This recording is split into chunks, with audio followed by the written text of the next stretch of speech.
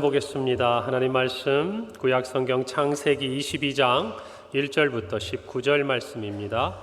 구약성경 28페이지 창세기 22장 1절부터 19절 말씀 한 절씩 교독하시고 마지막 절 합독하겠습니다.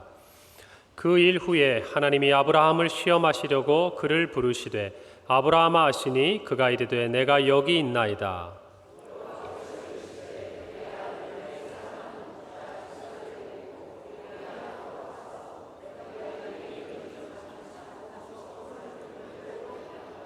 아브라함이 아침에 일찍이 일어나 나귀의 안장을 지우고 두 종과 그의 아들 이삭을 데리고 번제에 쓸 나무를 쪼개어 가지고 떠나 하나님이 자기에게 일러주신 곳으로 가더니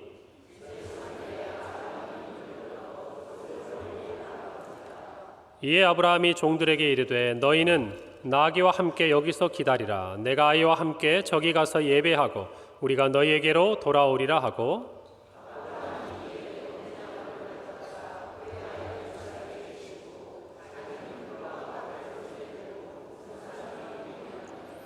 이삭이 그 아버지 아브라함에게 말하여 이르되 내 아버지여 하니 그가 이르되 내 아들아 내가 여기 있노라. 이삭이 이르되 불과 나무는 있거니와 번제할 어린 양은 어디 있나이까.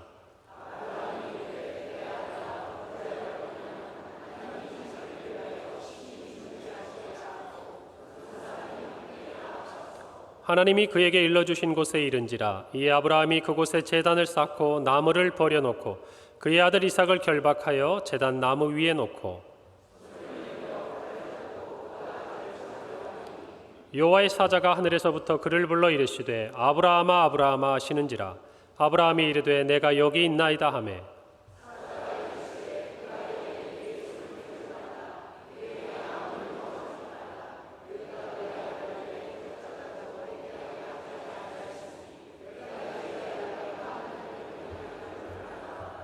아브라함이 눈을 들어 살펴본즉 한 순양이 뒤에 있는데 뿔이 수풀에 걸려 있는지라. 아브라함이 가서 그 순양을 가져다가 아들을 대신하여 번제로 드렸더라.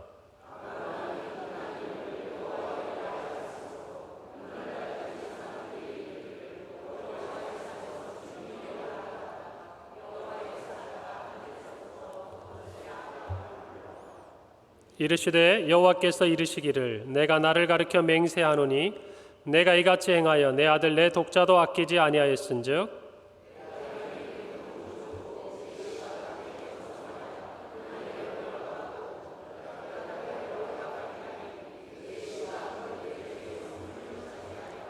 또 내 씨로 말미암아 천하 만민이 복을 받으리니 이는 내가 나의 말을 준행하였음이니라 하셨다 하니라. 함께 읽습니다. 이에 아브라함이 그의 종들에게로 돌아가서 함께 떠나 부엘세바에 이르러 거기 거주하였더라. 아멘. 할렐루야. 네, 한 주간도 주의 은혜 가운데 평안하셨습니까? 네, 이렇게 인사를 드리지만 지난 한 며칠 참 우리나라에 많은 일들이 있지요. 장마와 또 폭우로 인해서 슬픔과 또 고통 가운데 있는 많은 분들이 계십니다. 참 이럴 때 보면 우리가 연약하다. 참 우리가 많은 것들을 대비하고 애를 써도 우리 앞에 다가오는 이 장마와 폭우조차 매년 반복되는 이 피해를 막을 수가 없는 것을 볼 때 어쩌면 이 대자연 앞에서 저와 여러분이 무력감을 느끼는과 동시에 하나님을 향한 경외감을 느끼는 것이 오늘의 시간인 것 같아요. 지난번 태풍 흰남노가 저희 나라에 이렇게 불어왔을 때 참 지하 주차장에서 빠져나오지 못하고 많은 사람들이 생명을 잃는 안타까운 일들이 있었는데 또 제가 오늘 아침에 일찍 일어나서 무슨 일은 없나 하고 살펴봤더니 또 충청도 지역에 참 또 가슴 아픈 일들이 있더라고요. 참 그럴 때마다 저는 그런 생각이 들어요. 혹시 우리 교인들 중에 누가 연결되는 분은 없을까? 혹시 우리 교인들의 가족들 중에 누가 이런 어려움을 겪는 분은 없을까? 어제도 지방에 계시는 이제 몇 분, 또 이제 한 분은 통화가 안 되더라고요. 전화를 했는데 전화해서 별일은 없는지 여쭤보니까 뭐 몇 분은 또 어려움도 있고 또 몇 분은 그 가운데서 잘 지내시고 이런 이야기도 들었습니다. 우리의 마음속에 늘 보면 나와는 상관없는 일 같죠. 우리는 서울에서 뭐 많은 비가 왔다고는 해도 또 그것들을 잘 지나가는 시간들을 지나고 뉴스나 TV를 통해서만 일어난 일들을 보면서 안타까운 마음을 갖는데, 그것들이 또한 우리 곁에 가까이 있는 것임을 늘 저와 여러분이 이럴 때 생각하게 되는 것 같습니다. 아무쪼록 여러분 주변에 힘들고 어려운 일을 겪는 분들이 계시다면 여러분 많이 기도해 주시고 또 위로해 주시고 도와주시기를 바랍니다.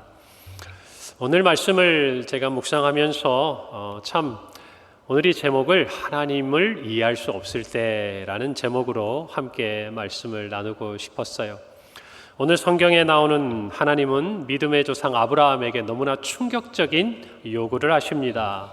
그것이 2절 말씀에 기록되어 있어요.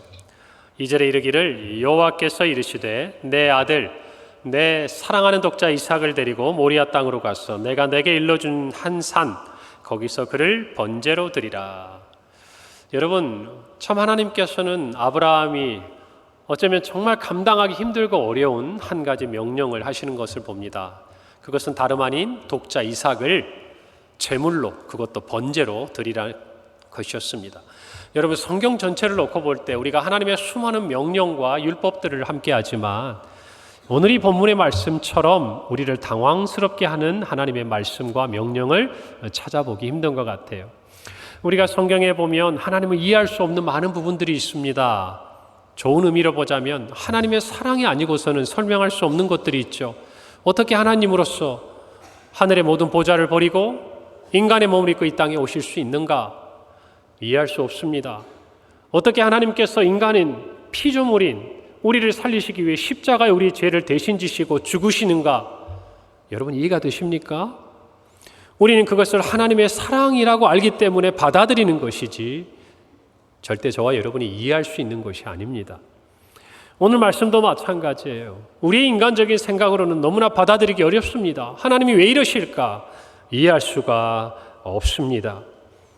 여러분, 우리가 이것을 더 당황스럽게 여기는 이유는 여러분 냉정하게 볼 때 아들 이삭은요, 아브라함이 하나님께 요구한 아들이 아니었어요.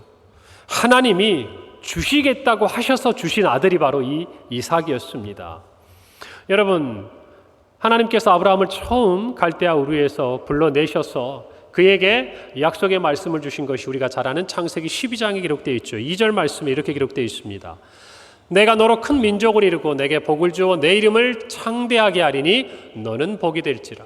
내가 너로 큰 민족을 이루겠다. 하나님이 약속하셨습니다. 어떻게 하실지는 몰랐지만 아브라함은 하나님이 그에게 100세나 되어서 아들 이삭을 주셨을 때에 자기에게 약속하셨던 이 약속이 드디어 이삭을 통해서 이루어지는 것에 대해서 꿈을 가지게 됐습니다. 다시 한번 소망을 가지게 되었다는 것이죠. 그런데 놀랍게도 다른 것도 아닌 이삭을 다른 분도 아닌 하나님께서 번제로 드리라고 지금 말씀하고 계신 것 아닙니까? 도무지 이해할 수가 없는 것이지요. 사랑하는 성도 여러분, 우리는 어떻습니까? 우리가 살아가면서 우리는 때때로 하나님을 이해할 수 없을 때가 있습니다. 여러분, 한번 여쭤볼게요. 우리가 하나님을 믿은 것입니까? 하나님의 은혜로 우리가 주님을 믿게 된 겁니까? 그렇습니다. 성경은 정확하게 예배소 2장 8절에서 9절에서 너희가 그 은혜에 의해서 믿음으로 말미암아 구원을 얻었다고 말씀해요. 여러분, 우리는 하나님의 은혜가 아니면 하나님을 믿을 수가 없습니다. 하나님이 시작하신 일이었다 그 말입니다.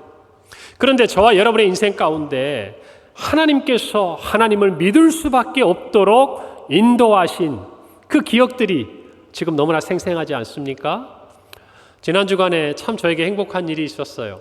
저희 교회에서 새롭게 처음으로 신앙생활을 시작하신 분이 저희 교회 가족이 되셨습니다. 그런데 예수님을 믿게 되는 이 과정, 또 예수님을 믿고 평강교회에 등록을 하고 성도로서 지나가는 이 한 달 정도의 시간을 지나면서 정말 자기는 이해할 수 없는 기적이라고 표현할 수 있는 하나님의 4가지의 일을 자기 인생 가운데 허락해 주셨다는 거예요. 그래서 자기를 인도하신 분과 이 이야기를 나누다가 그런 생각이 드셨대요. 이 이야기를 우리만 알 것이 아니라 목사님에게도 좀 알려드리자. 그래서 전화가 왔어요, 저한테. 그래서 제가 교회로 오시라고 그래서 한 1시간 좀 넘게 그 이야기를 들었는데요. 그래요. 그분의 삶에 정말 그분의 생각에는 하나님이 아니시면 도저히 할 수 없는 일들이 일어나고, 그래서 그분이 하나님을 믿게 되고, 그래서 그분이 정말 하나님의 자녀로서 자기가 부름받았다는 것을 확신하게 된다는 것, 그것을 제가 듣게 됐습니다. 여러분, 제가 얼마나 기분이 좋았겠습니까? 그분의 그 한마디가 제 마음속에 지금도 아주 남아있어요. 목사님, 하나님은 계신 것 같아요. 할렐루야. 저에게 이런 일이 일어나는 거 보니까 하나님이 진짜로 계신 것 같아요. 여러분, 그분 말씀대로 하나님은 살아계십니다. 그리고 그분을 사랑하셨습니다. 그분과 같이 저와 여러분을 사랑하셨습니다. 그래서 죄와 사망의 그늘에 있던 우리를 하나님이 불러일으켜 주신 거예요. 살려주시고 영생을 주신 것입니다. 여러분, 그런데 그런 하나님, 정말 우리가 원하지 않았어도, 때로는 우리가 깨닫지 못했어도 우리를 그렇게까지 사랑하셔서 인도하신 그 하나님을 믿고 우리가 순종하며 따라가는 이 신앙의 길에서 때때로 우리는 당황스러울 때가 있어요. 우리가 알고 있는 하나님과 전혀 다른 모습의 하나님을 만날 때가 있다, 그 말입니다. 바로 오늘 아브라함의 상황과 비슷하죠. 분명히 우리가 기도했습니다.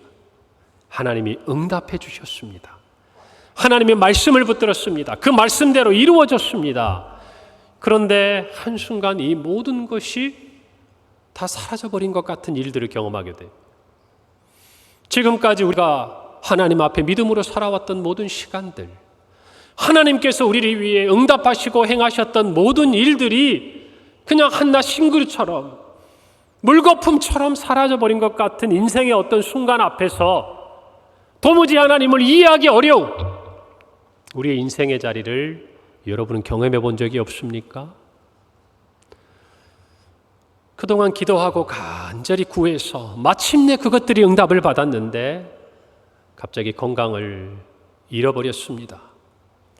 정말 힘쓰고 있으며 하나님 앞에 기도했는데, 그래서 받았는데 그것을 더 이상 내가 가질 수 없는 내 삶의 어떤 일들이 갑자기 닥쳐오고 만 거예요. 여러분, 어쩌면 지난 이 폭우로 말미암아 안타깝게 생명을 잃은 많은 사람들의 그 뒷이야기들이 이제 아마 시간이 지나면 우리에게 알려지겠지요. 어쩌면 막 결혼을 하고 신혼의 단꿈을 꾸고 있거나, 아니면 무엇인가 인생의 중요한 일들의 열매를 눈앞에 두고 그 기쁨을 가지고 달려가던 그 걸음이 거기서 멈춰버린 사람들도 있지 않겠습니까? 여러분, 믿음으로 살던 성도들도 그와 같은 재난에서 자유로울 수 없는 것 아닙니까?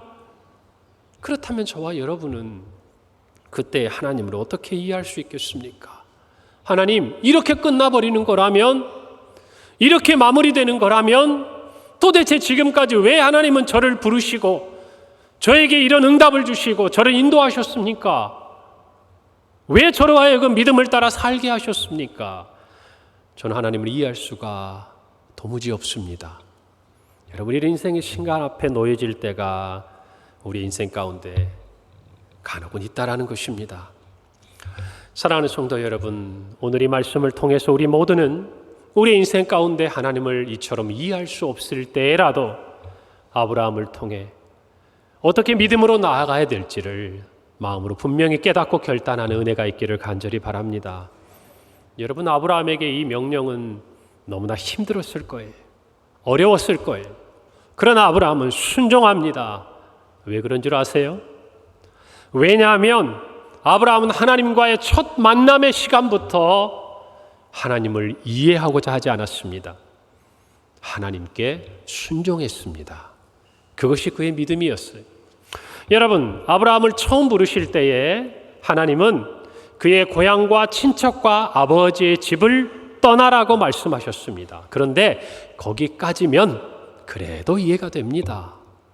여러분, 그것도 쉽지는 않아요. 왜냐하면 그 시대에 자기의 고향과 친척과 아버지 집을 떠난다는 것은요, 내가 가보지 못한 땅에서 누구도 내 생명과 내 재산을 지금처럼 법이나 치안이 유지돼서 보호해 줄 수 있는 시대가 아니기 때문에 하루아침에 모든 것을 다 빼앗기고 죽을 수밖에 없는 그런 시대였다, 그 말입니다. 그런데 그 시대에 떠나라는 것입니다. 그래요, 100번 양보해서 그럴 수 있습니다. 그런데 그 다음 말씀이 뭐였죠? 하나님께서 보여줄 땅으로 가라는 거예요. 보여주셨습니까? 안 보여주셨습니까? 안 보여주셨어요. 여러분, 이게 이해가 됩니까? 하나님이 나보고 떠나라고 하셨는데 내가 가야 할 땅조차 보여주지 않았어요. 히브리서 기자는 이 부분을 다음과 같이 표현합니다. 히브리서 11장 8절이에요. 믿음으로 아브라함은 부르심을 받았을 때에 순종하여 장래 유업으로 받을 땅에 나아갈새. 어떻게 나아갔다고 그랬죠? 갈 바를 알지 못하고 나아갔다. 여러분, 놀랍게도 이와 같은 하나님의 명령에 아브라함은 순종했습니다. 하나님을 이해하지 않았어요. 이해하려고 하지 않았어요. 순종했습니다. 여러분, 더 나아가서 하나님께서 아브라함에게 아들을 주시겠다고 하는 말씀도 여러분, 인간적으로 이해할 수 없는 거예요. 아니, 애초에 아브라함은 이삭을 원하지도 않았어요. 그 전에 이삭을 원했겠지만 그의 마음속에 이미 그것들을 내려놓은 시간이 있었다고 말입니다. 창세기 15장 2절에 보면 하나님께서 아브라함에게 찾아오셨을 때 이렇게 말합니다. 아브라함이 이르되 주 여호와여 내게 무엇을 주시려 하나이까? 나는 자식이 없사오니 나의 상속자는 이 다메섹 사람 엘리에셀입니다. 여러분, 이제 하나님 나는 이제 끝났습니다. 하나님, 나의 상속자는 이 엘리에셀로 이어가야 합니다. 여러분, 이것이 아브라함의 생각이었어요. 여러분, 그런데 하나님께서 이어지는 4절에서 이렇게 말씀하십니다. 여호와의 말씀이 그에게 임하여 이르시되 그 사람이 내 상속자가 아니다 라고 얘기합니다. 내 몸에서 날 자가 내 상속자가 될 것이다. 이것이 하나님의 말씀이었습니다. 여러분, 아브라함은 100세가 가까워지고 그의 아내 사레도 이미 여자로서 자녀를 출산할 수 있는 가능성이 사라진 그 시간입니다. 그때입니다. 여러분, 그런데 아브라함은 믿습니다. 로마서 4장 18절은 이렇게 기록합니다. 아브라함이 어떤 중에 믿었다고요? 바랄 수 없는 중에 바라고 믿었다라는 것입니다. 이것이 하나님을 이해할 수 없을 때 아브라함이 하나님 앞에 취했던 행동이었습니다. 여러분, 그런데 오늘 본문에서는 이전과는 또 다른 하나님의 명령이 아브라함에게 주어집니다. 독자 이삭을 번제로 드리라는 것이. 이전과는 사뭇 다르지요. 아니, 전혀 다릅니다. 왜죠? 전에는 아직 내 손에 잡힌 게 아니었어요. 아직 하나님께서 나에게 주신 게 아니었다고 말입니다. 그것을 바라보고 순종할 수 있었어요. 그런데 지금 하나님께서 오늘 본문에게 주신 말씀은 지금 내 곁에 있는 내 아들, 내 품 안에 있는 이 독자를, 이삭을 번제로 드리라는 거예요. 무슨 말입니까? 내 손에 있는 내 아들을 버리라는 것이에요. 이것이 놀라운 이유는 이것이 그동안 아브라함이 지켜왔던 믿음을 화사로 만드는 것일 뿐만 아니라 하나님께서 지금까지 해오셨던 그 숱한 약속과 그 기적 같은 놀라운 역사들조차도 물거품으로 만들어버리는 하나님의 명령 아닙니까? 어떻게 이럴 수 있냐 그 말이에요.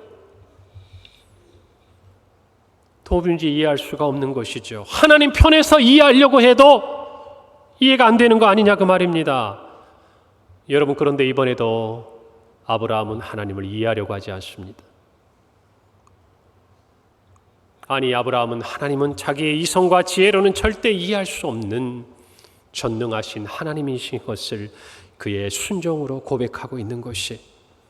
그는 이삭을 데리고 모리아 산으로 떠나갑니다. 아브라함의 위대함이 여기에 있는 것입니다. 그는 그가 이해할 수 없는 그 순간에 믿음으로 순종합니다.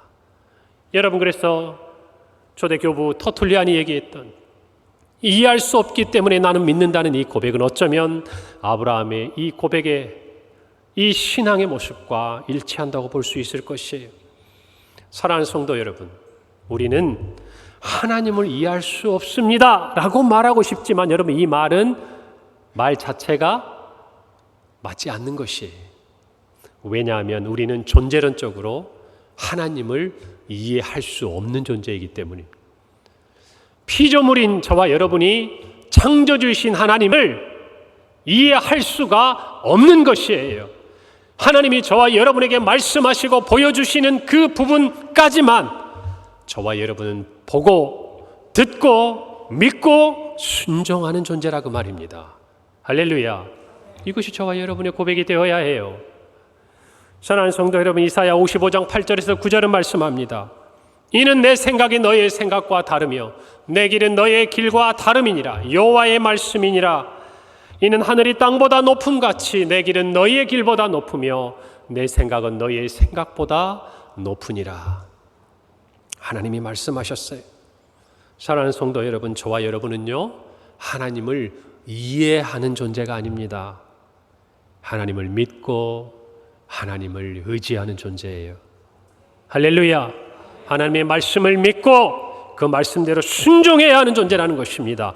이것을 넘어서 우리의 얄팍한 지식과 경험을 가지고 우리가 경험한 하나님에 대한 그 지식을 가지고 하나님을 이해하려고 하면 우리도 모르는 사이에 우리가 서 있어야 될 자리가 아니라 하나님이 계시는 자리까지 나아가고 있는 죄를 범하게 되는 것이 저와 여러분의 모습이라는 것을 잊지 마시기를 바랍니다. 사랑하는 성도 여러분, 오늘 본문 말씀을 통해 우리가 하나님을 이해할 수 없을 때 우리의 생각 그 너머에 계시는 하나님의 뜻을 발견하고 우리의 믿음의 터를 더욱 견고하게 하는 은혜가 있기를 간절히 바랍니다. 오늘 성경은 친절하게도 우리의 마음을 잘 압니다. 그래서 우리가 하나님의 마음을 오해하지 않도록, 하나님의 뜻을 오해하지 않도록 이삭을 바치라는 명령이 하나님께서 아브라함을 시험하시려고 하셨다라고 우리에게 알려줍니다. 오늘 1절 말씀이죠. 그 일 이후에 하나님이 아브라함을 무엇 하시려고? 시험하시려고 부르셨다고. 여러분, 우리는 이 본문 앞에서 두 가지 질문을 드릴 수가 있는 거예요. 첫째는 하나님은 아브라함에게 무엇을 시험하고자 하셨을까? 여러분, 그거예요. 하나님은 도대체 이 이삭을 바치라는 명령을 하시면서 아브라함에게 무엇을 시험하고자 하셨을까? 여러분, 하나님 주신 이 아들 독자 이삭을 키우면서 아브라함은 얼마나 기뻤겠습니까? 얼마나 소망 안에 있었겠습니까? 그런데 하나님은 그런 아브라함을 보시면서요, 묻고 싶은 게 하나 있으셨어요. 알고 싶은 게 하나 있으셨다 그 말입니다. 그래서 아브라함을 시험하신 거예요. 여러분, 그 답이 12절에 있습니다. 12절 말씀이죠. 사자가 이르시되 그 아이에게 내 손을 대지 말라. 그에게 아무 일도 하지 말라. 내가 내 아들 내 독자까지도 내게 아끼지 아니하였으니 내가 이제야 내가 하나님을 경외하는 줄을 아노라. 여러분, 하나님이 이 시험을 통해서 아브라함에게 알고 싶은 게 뭐였을까요? 그것은 바로 하나님을 참으로 아브라함이 경외하는지 그걸 알고 싶으셨어요. 우리가 잘못 오해하면 우리는 하나님 이렇게 생각합니다. 하나님이 마치 아브라함에게, 아브라함아, 너는 나를 더 사랑하니 이삭을 더 사랑하니, 이렇게 하나님을 생각하기 시작하면 우리는 하나님에 대해서 더 오해하게 되어 있습니다. 여러분, 하나님이 주신 그 이삭을 하나님이 허락하셔놓고, 야, 하나님보다 나보다 너 이삭을 더 사랑해? 안 돼. 내놔. 하나님 이런 분은 아니라는 거예요. 저와 여러분은 하나님의 마음을 알아야 돼요. 하나님은 이삭을 통해서 아브라함이 참으로 자기를 경외하는지를 묻고 계시는 거예요.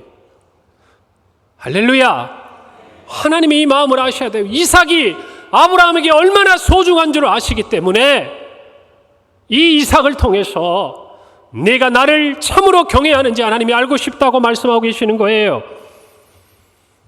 사랑하는 성도 여러분, 이미 아브라함은요, 하나님을 경외하는 사람이었습니다. 지금까지 그가 살아온 일들이, 그 삶의 여정이 그것을 말해줍니다. 그런데 왜 하나님이 오늘 다시 한번 묻고 계시냐 그 말이에요. 지금까지도 아브라함이 하나님을 경외했지만 하나님이 이렇게 묻고 싶으신 거예요. 독자 이삭을 얻은 지금도 여전히 너는 나를 경외하고 있느냐, 이 말이에요. 내가 너에게 독자 이삭을 주었는데 내 품 안에 이삭을 안고서도 너는 여전히 나를 경외하고 있느냐, 하나님이 묻고 계신다 그 말입니다.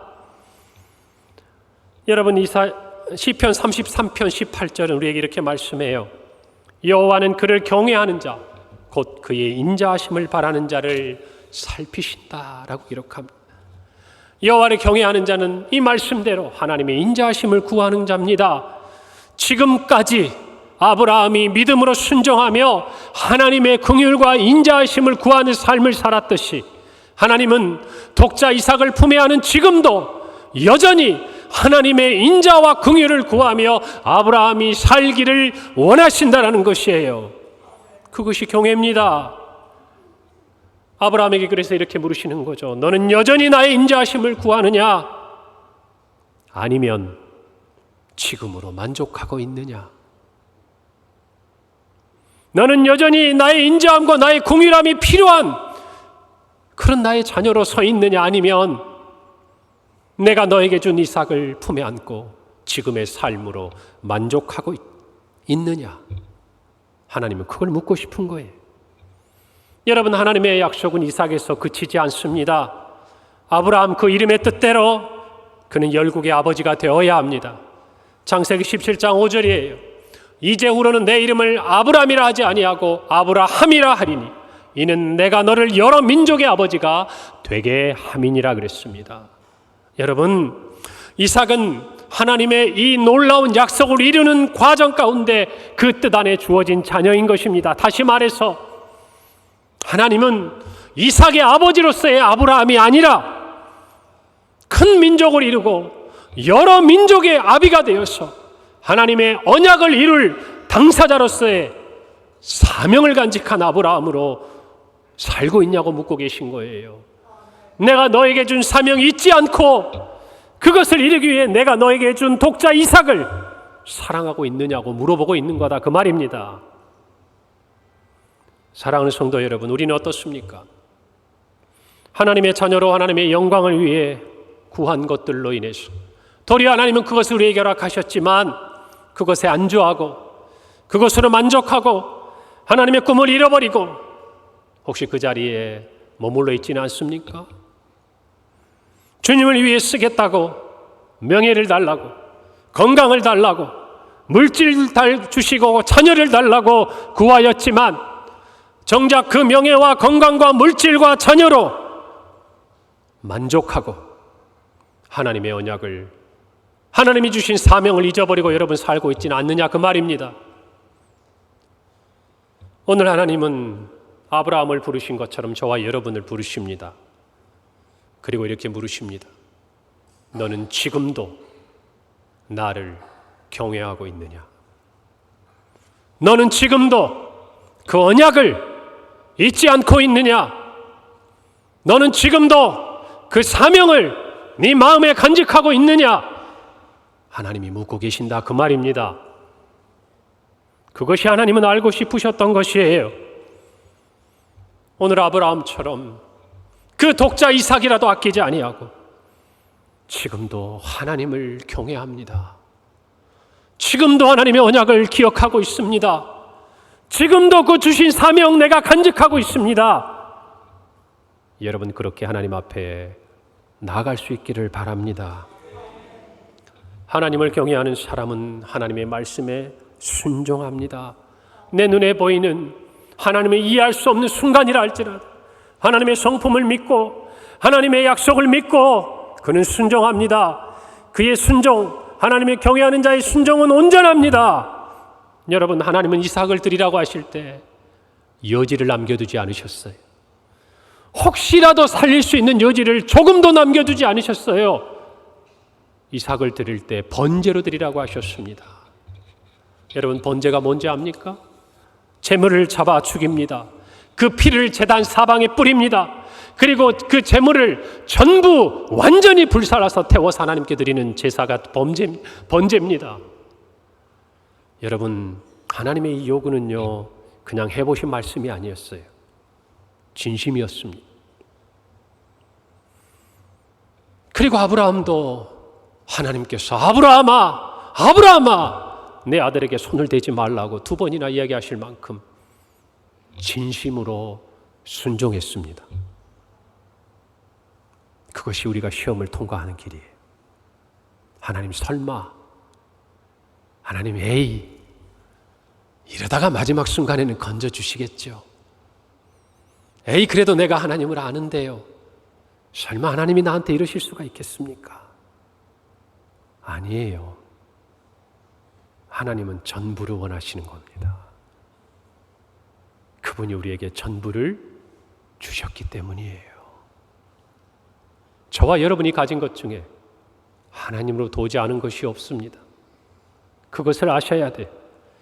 그것을 아는 사람만이 하나님의 그 급박한 음성을 우리 인생 가운데 듣게 되는 것입니다.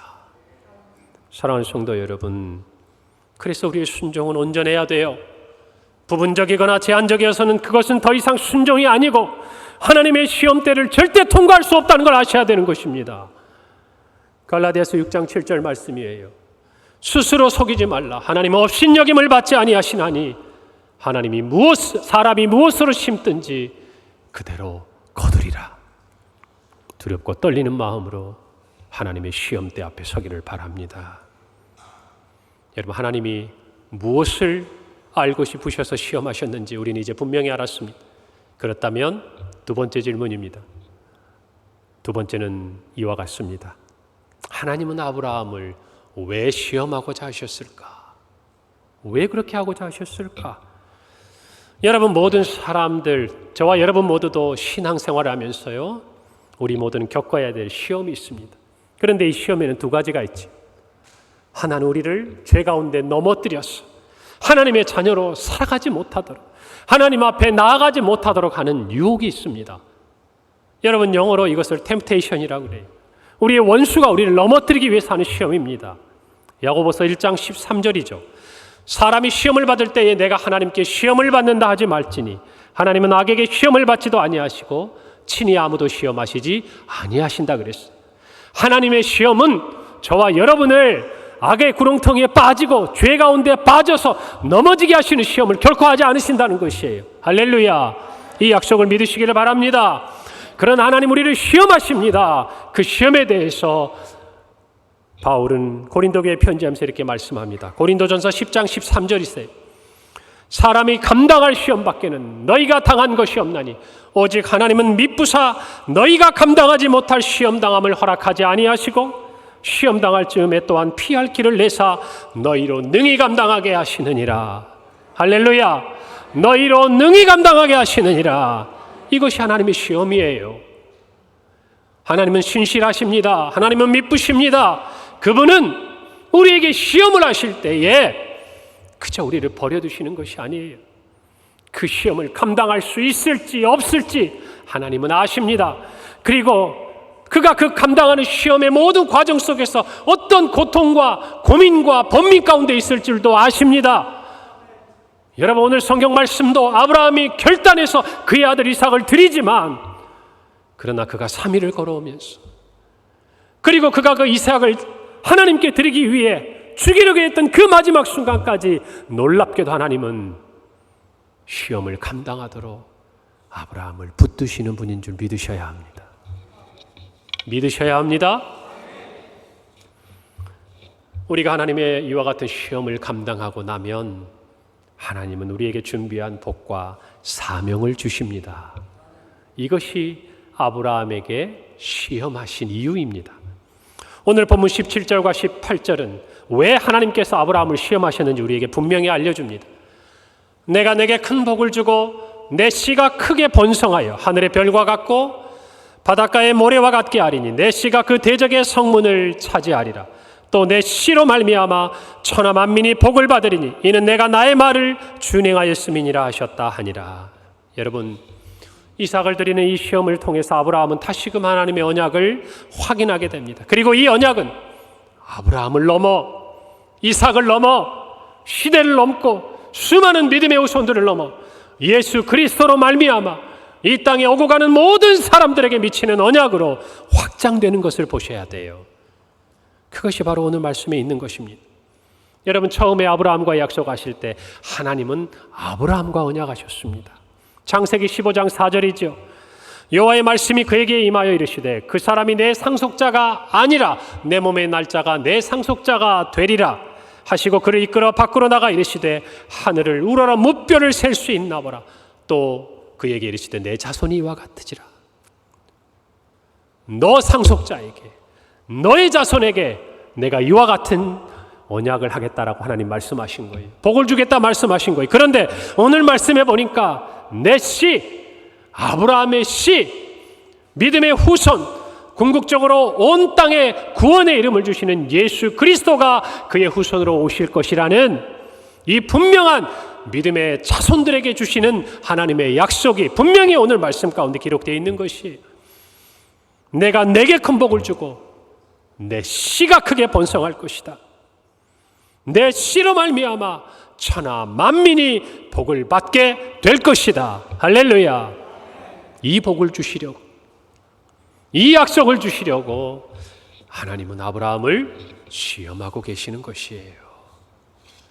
하나님이 주셨지만 이삭은 단순히 아브라함의 아들만이 아니죠.